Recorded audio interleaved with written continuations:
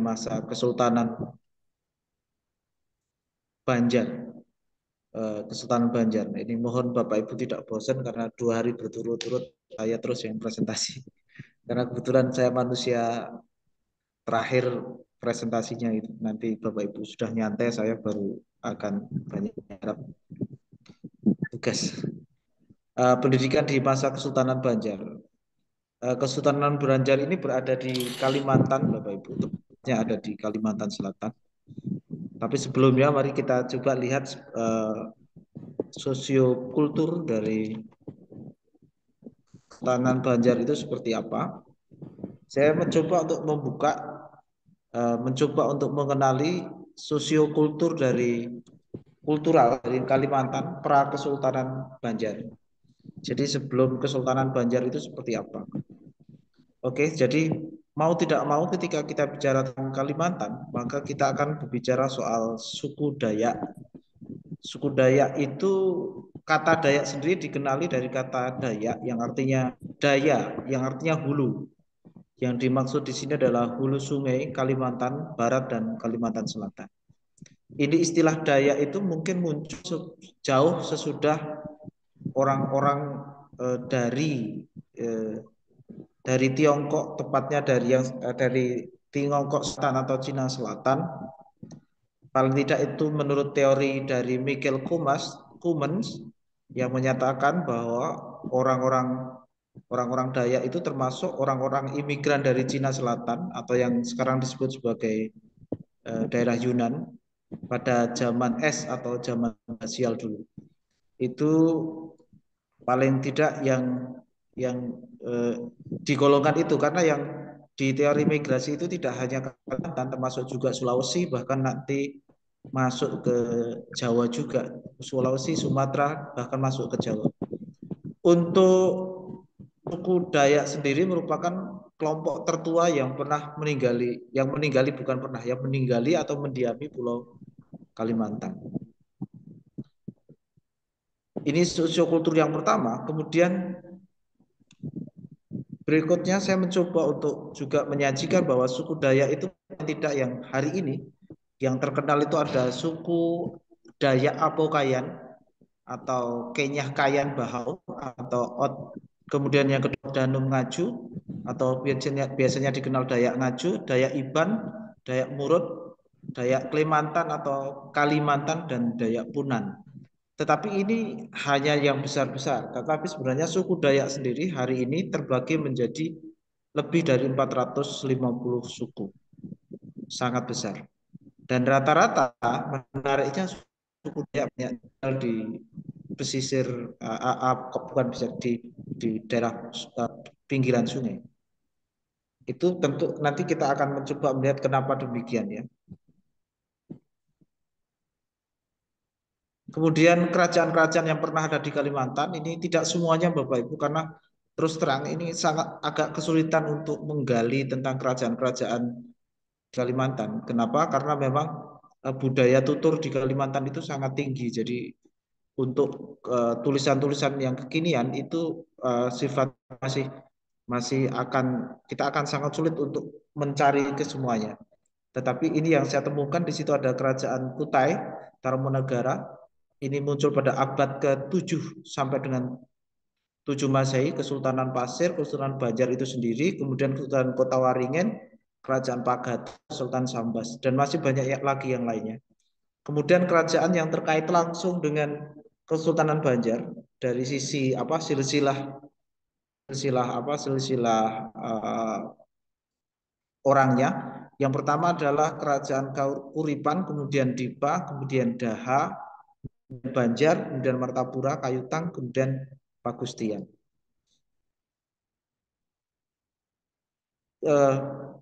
Berikutnya ini adalah Candi Agung Amuntai, Bapak Ibu. Candi Agung Amuntai itu berada di Kalimantan Selatan juga.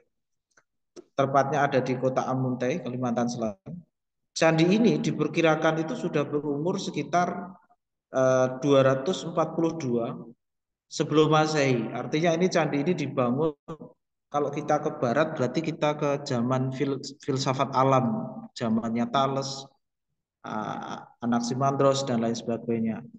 di zaman-zaman filsafat alam, bahkan sebelum Plato ini dibangunnya.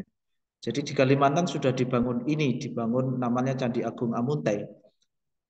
Namun demikian juga ada perbedaan pendapat di sini karena ada yang mengatakan bahwa ini yang membangun bukan bukan bukan bukan orang Dayak, artinya orang Dayak zaman di suku Amuntai dulu, Dayak Amuntai, tetapi ini yang membangun adalah orang Majapahit. Tetapi itu suara minor, tapi rata-rata tulisan yang saya coba untuk runut rata-rata mengatakan bahwa eh, Candi Agung Amuntai itu memang dibangun oleh suku Dayak Maayan. Jadi di suku Dayak tertua di Kalimantan Selatan. Ini kalau ini benar terjadi bahwa ini 242 sampai 243 sebelum Masehi, ini sangat tua sekali. Ini nanti terkait dengan kerajaan tertua, Bapak Ibu. Kerajaan tertua yang dimaksud di sini kerajaan yang hadir sebelum sebelum eh, sebelum kerajaan Kutai Tarumanegara. Sebelum Kutai Tarumanegara ada abad keempat, ada kerajaan yang lebih dulu lahir. Karena sekarang kalau ada pertanyaan kerajaan yang pertama di Kalimantan apa? Rata-rata jawabnya adalah Kutai Tarumanegara. Tetapi sebenarnya ada kerajaan yang lebih dulu namanya kerajaan Nansarinai. Nanti akan kita eksplor itu.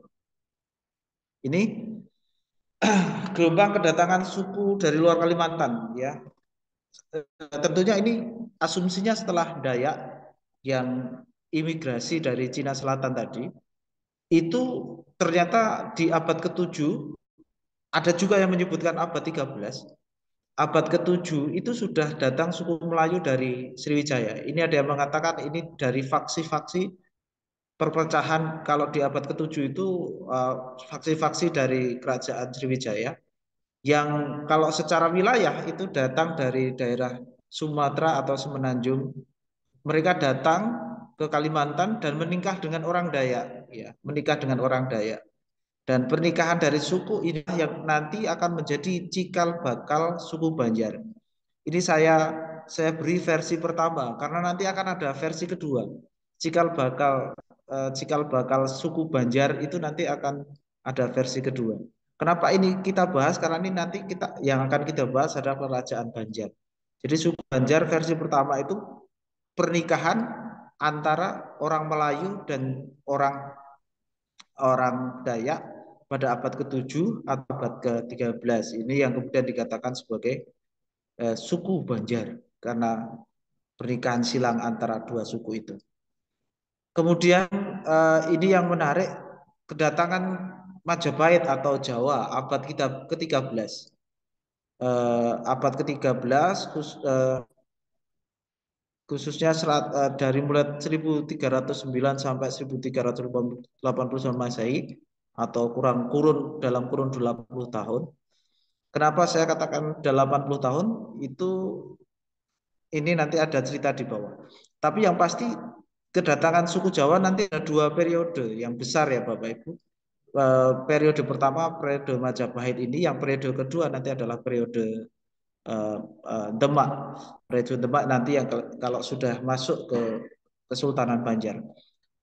Menariknya di sini ternyata Majapahit telah pernah melakukan penetrasi paling tidak tiga kali penetrasi penyerbuan ke sebuah kerajaan yang ada di situ yang saya sebutkan tadi, yakni kerajaan Nansarunai, ya, Nansarunai. Serbuan pertama diperintahkan oleh Jayanegara pada tahun 1309. Kemudian itu kalah, Majapahit kalah Bapak Ibu. Jadi tidak menang. Serbuan pertama Majapahit kalah. Kemudian serbuan kedua diperintahkan oleh Sri Tribuana Tunggadewi antara tahun 1339 sampai 341 Masehi juga kalah. Di sini panglimanya di periode kedua paling namanya sudah Gajah Mada. Kemudian yang ketiga itu serbuan tahun 1389 diperintahkan langsung oleh Hayam Wuruk, panglimanya nanti Gajah Mada. Baru pada tahun 1389 ini baru menang dan Nansarunai ambruk. Kemudian masyarakat Dayak cerai-berai kemana-mana, sampai ke pinggir-pinggir itu, kemudian sampai ke semakin masuk ke dalam hutan dan juga semakin jauh dari perkotaan karena hancur pada serbuan oleh Majapahit ini. Nah, disinilah kemudian ketika sudah hancur kerajaan Nansarunai, maka lahir kerajaan Hindu berikutnya. Kerajaan Hindu berikutnya yakni kerajaan Daha. Kerajaan Daha ini kemudian di kerajaan Daha ini dikatakan sebagai asal-usul Banjar versi kedua. Jadi orang Kalimantan yang eh, yang kemudian memimpin kerajaan Daha ini, kerajaan ini dikatakan sebagai asal usul kerajaan Banjar versi kedua. Jadi sangat berbeda dengan versi pertama. Kalau versi pertama itu adalah versi perkawinan silang antara Melayu dan Dayak. Versi kedua ini sudah agak sedikit ada kesepakatan politik di sini. Jadi orang-orang yang memimpin kerajaan Daha pada saat itu disebut sebagai Banjar, suku Banjar. Kemudian ada Bugis, kemudian ada Bugis di abad 17 Masehi, ada Cina Baru. Ini saya katakan Cina Baru. Ini kalau Pak Ibu Kalimantan sekarang masih banyak orang Kalimantan yang di kampung-kampung yang mereka masih berbahasa Cina. Nah, mereka masuk Cina Baru, bukan Cina dalam artian yang menurut teori di depan yang imigrasi dari Yunan tadi, tetapi dia Cina Baru dan ini juga datang bertahap ke sekitar abad 1920. Itu mereka hidup di kampung-kampung Kalimantan yang sekarang masih banyak memakai bahasa Cina. Baik Bapak, ikut kita lanjutkan.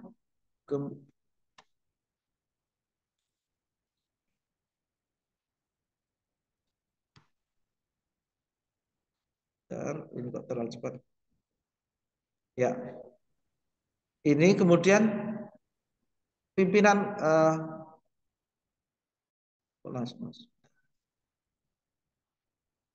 ya, ini pimpinan Sultan Banjar itu dimulai sejak Sultan Suryansah sampai nanti di akhir Sultan Muhammad Seman. Kira-kira 1385 tahun. Jadi Kesultanan Banjar itu jalan 385 tahun. Di sini ada yang sangat terkenal di Indonesia yakni Pangeran Antasari.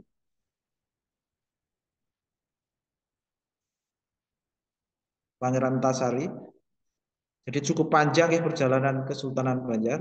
Lantas asal usul Kesultanan Banjar itu dari mana? Ini mau nggak mau, ini ada sejarah sengkarut kerajaan Daha tahun 1526 Masehi, di mana di kerajaan Daha pada saat itu ini mirip-mirip seperti kerajaan Demak dan Majapahit. Seperti jadi Dahanya itu Majapahit, eh, kemudian Demaknya apa istilahnya Kesultanan Banjar itu adalah Demak begitu, mirip-mirip begitu. Terjadi perebutan kuasa di situ antara Pangeran Tumenggung dan juga Pangeran Samudra gitu. Kemudian dari perebutan kuasa itu ternyata Pangeran Pangeran Samudra itu mengundang bantuan dari Jawa, tepatnya dari Sultan Trenggono dari Demak, kemudian dikirimlah pasukan, tetapi dengan syarat pada situ, dengan syarat bila dimenangkan perang, Pangeran Samudra dan rakyatnya wajib masuk Islam gitu. Kemudian disetujui, karena disetujui kemudian dikirimlah 1.000 pasukan oleh 1.000 pasukan dan juga khotib yang dikirimkan langsung oleh Sultan Trenggono. Nah, dalam peperangan antara Pangeran Tumenggung dan juga Pangeran Samudra kemudian dimenangkan oleh Pangeran Samudra. Pangeran Samudra. Kemudian Pangeran Samudra nanti yang akan menjadi Sultan pertama dari Kesultanan Banjar, gelar Sultan Suryanullah dan juga atau juga dikenal Sultan Suryansah. Dari sinilah kemudian ada asumsi lagi. Dari sinilah muncul lahir suku Banjar untuk menyebut suku versi ketiga. Dari mana asalnya? Dari orang-orang Dayak yang masuk Islam. Orang-orang Dayak yang masuk Islam itu disebut sebagai suku Banjar. Jadi ada versi 1, versi 2, versi 3. Mana yang benar? Ya, kalau menurut pendapat saya itu yang paling tepat itu yang pertama. Menurut pendapat saya dan asumsi saya gitu. Karena sebutan Banjar itu sudah mulai ada sejak pangeran pangeran apa pangeran Samudra. Tetapi apapun itu ini masih butuh untuk didiskusikan lebih jauh.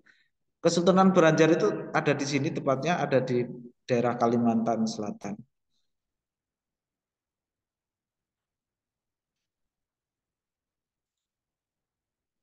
Ini kemudian sistem pendidikan masa Kesultanan Banjar.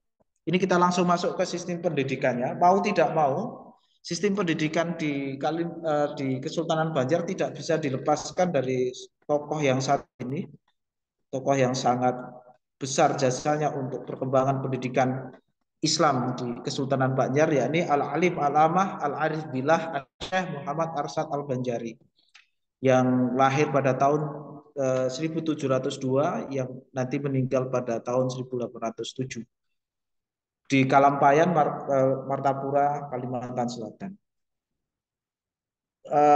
Menurut Karel A. Stenbring, pendidikan Islam secara formal dimulai sejak Syekh Arsyad Banjari ini yang mendirikan di pinggiran kota kerajaan yang kemudian dikenal dengan nama Kampung Dalam Pagar. Syekh Arsyad Al-Banjari sendiri orang tuanya sudah seorang ulama bernama Datuk Abdullah, dan juga nama lain dari Al-Sad Al-Banjari hari ini dikenal juga dengan nama Datuk Kalampayan.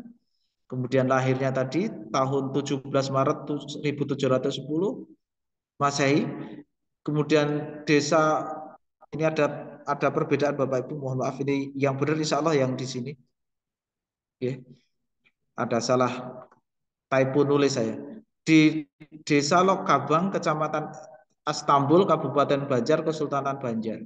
Meninggal 13 Oktober 1812 Masehi. Dalam Pagar Martapura Timur, Banjar. Jabatan beliau adalah mufti atau fakih di Kerajaan Banjar. Etnis beliau adalah etnis Banjar, madhab teologi beliau adalah madhab Sunni, kemudian madhab fikih beliau adalah madhab fikih Syafi'i, Syafi'iyah, sebagaimana yang kita anut sekarang ini di Indonesia itu banyak Sunni juga banyak fikihnya adalah fikih Syafi'i. Di Mekah, Syekh Hasan Al-Banjari berangkat pada masa Sultan Tahlilullah dan beliau pulang pada masa Sultan Tahlilullah II. Jadi 33 tahun beliau menimba ilmu di Mekah pada saat itu. Luar biasa. Mohon maaf. Kemudian uh, beliau juga menciptakan banyak kitab. Syekh Al-Banjari yang pertama adalah kitab Usuluddin Sifat 20. Ini adalah kitab akidah. Kemudian Tuhfatur Raghibin, akidah dan tasawuf. Kemudian Kitabul Faraid, fikih. Sabilul Muhtadin, fikih. Kemudian Kanzul Ma'rifah, tasawuf. Kemudian Luktat Luktatul fil Bayanil Haid, ini fikih ya. Luktatul Ajlan fil Bayanil Haid wal Istihadah ini fikih.